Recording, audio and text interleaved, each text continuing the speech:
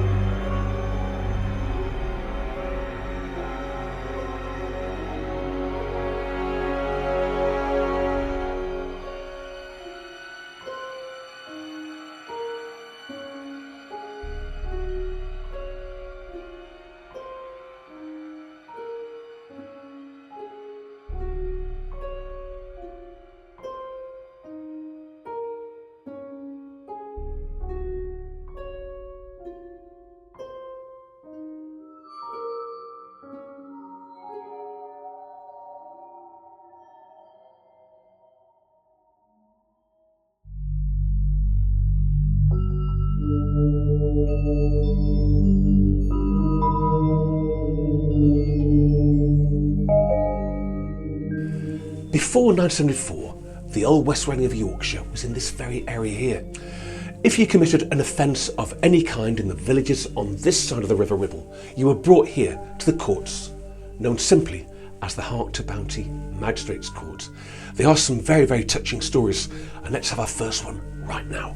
Please follow me.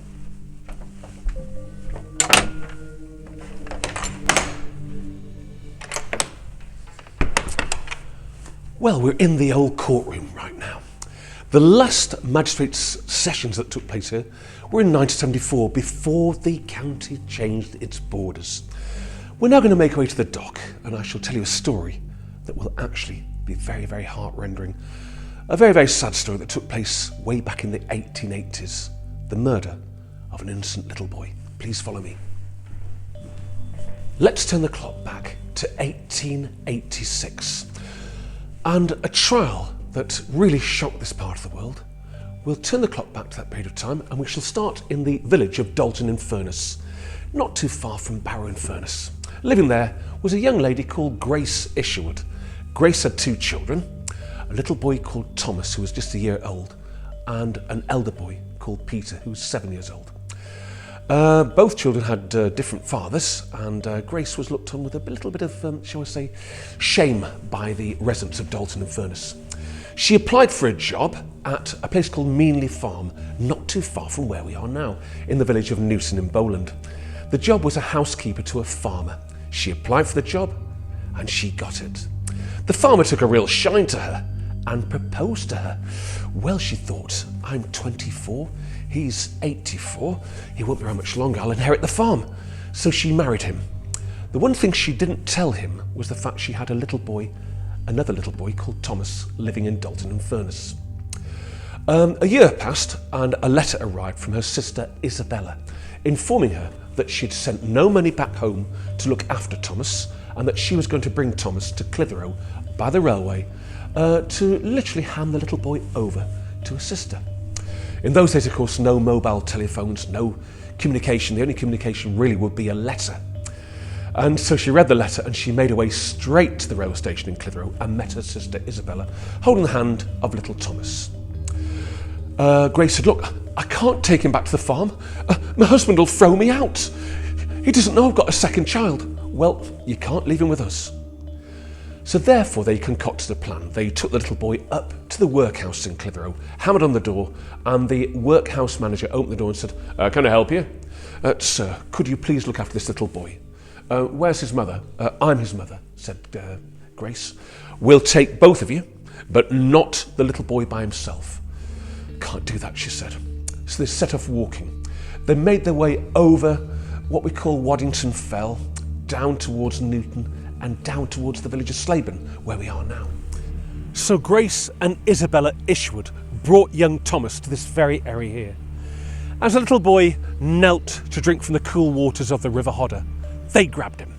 They placed his head under the water.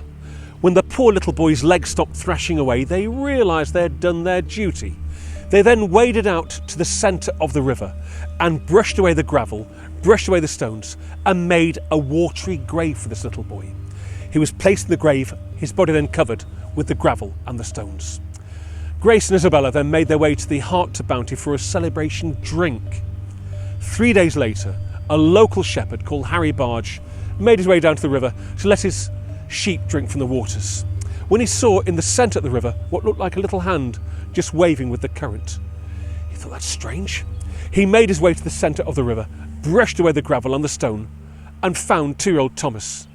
He picked his body up, and deeply distressed, he made his way to the Hark To Bounty, where Thomas's corpse was put on display for all to see.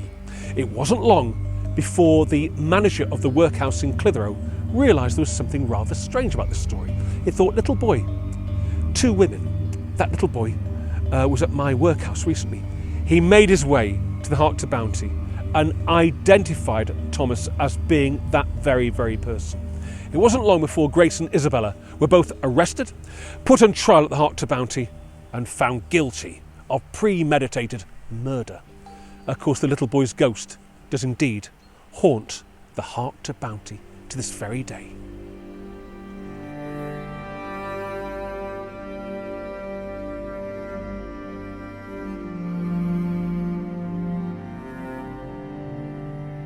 Our next story is a very heart-rending ghost story from the fabulous Hark To Bounty. We are going to turn the clock back in time to Christmas 1941. The bar downstairs is full of local farmers, service from back home and leave, and there's a very happy atmosphere in the Bounty that night. A sound is heard above the ceiling, and they hear the sound of an aircraft that is obviously in distress. That aircraft is a Royal Canadian Air Force Wellington bomber. The plane has been over Dusseldorf, it's very, very badly shot up, and the aircraft is desperately trying to find its base in York at Linton-on-Ouse. The Wellington sadly hits the top of Burn Fell, killing 3 crew members and severely injuring 2 others. 1 crew member, however, is unhurt, Sergeant John McCarty of Ottawa. He's the rear gunner. He's strapped into his turret. He releases himself, makes his way outside the burning aircraft, and pulls 2 of his injured colleagues out onto the snow-covered fell. He breaks a section of the tail off, and with parachute cord ties his 2 crew members onto the tail fin and drags them down the side of Burn Fell. In the meantime, an ambulance has been called and help has been mustered from the local air defence, the local Home Guard. The 2 injured men are brought straight here. The local doctor looks at them both and immediately has them sent to Morecambe for burn treatment and indeed for broken bones, etc. Sergeant McCarty is quite well, really, although his nerves are shattered, but he is actually uninjured. He has many a free drink bought that night, and as he looked up, he saw a rather beautiful young girl behind the bar called Ruby Bryant. Ruby is a farmer's daughter and a very, very attractive young lady. As she gazed back at him, it was literally love at first sight. Well, a relationship formed, and when McCarty got leave from Linton, he would come over here to Slaidburn to meet young Ruby. He proposed to her, and they made plans to get married in March 1942 at St Andrew's Church here in Slaidburn. It was a beautiful wedding, and they had 5 days leave up in Scotland. On coming back, McCarty was sent back to Linton-on-Ouse, where he joined another crew. His target that night was again Dusseldorf. Above Dusseldorf, the flak that night was very, very heavy, and his Wellington was severely hit. The plane was seen by other crews spiralling towards the earth, and all the crew members were killed. Here in Slaidburn, young Ruby felt, there's something wrong. I just know there's something wrong. Some 8 hours later, she received a telegram from RAF Linton News informing her that witnesses had seen his aircraft crash. He's believed dead, killed in action. Before he took off that night, he had sent a letter to Ruby saying, Ruby, I love you. If I can't come back to you, my dear, I promise I will come back to you in the form of a ghost and say goodbye to you in the old dining room of the Hark To Bounty in Slaidburn. She read the letter and she was deeply distressed, as you can imagine. But that night she came down here to the dining area. At first she couldn't see him, but she could smell him. Apparently as human beings we all have different body odours. He materialised where I'm now sitting. She tried to grab him, but her hands kept going through him. He turned, he smiled, he blew her a kiss, and he made his way from this world to the next world.